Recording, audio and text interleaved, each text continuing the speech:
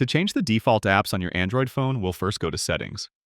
If you don't see Settings on your home screen, you'll just swipe up to go to the app drawer and find Settings from there. Once you're in the settings, you'll scroll all the way down to Apps.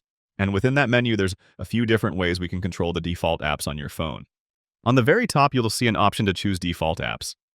This menu has a handful of options for general categories like web browsers, caller ID and spam detection, digital assistant, phone, messaging, and your wallet. So I could go here and change my default wallet app, for example, if I want to. Not all the apps are listed in this menu, so there's another way we can control default apps. Go back to the Apps menu and then scroll down to any app on your phone. I'll pick Facebook, for example, and down in this list I have an option to Set as Default. And inside that, there's a toggle for opening supported links. If you have this toggle on, your phone will launch the Facebook app if you click a Facebook link, whether that's over email, text messages, or whatever. If I toggle it off, opening a Facebook link will just go to Facebook in my web browser instead of launching the app. Same thing for all my other apps. I'll pick Instagram, for example, and from here I can choose whether I want my phone to launch the Instagram app when I get Instagram links.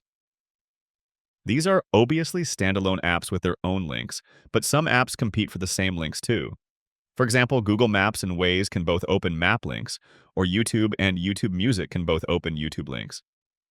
So for those situations, you can come here and choose which app you want to launch when there's a link that could be opened in multiple different apps.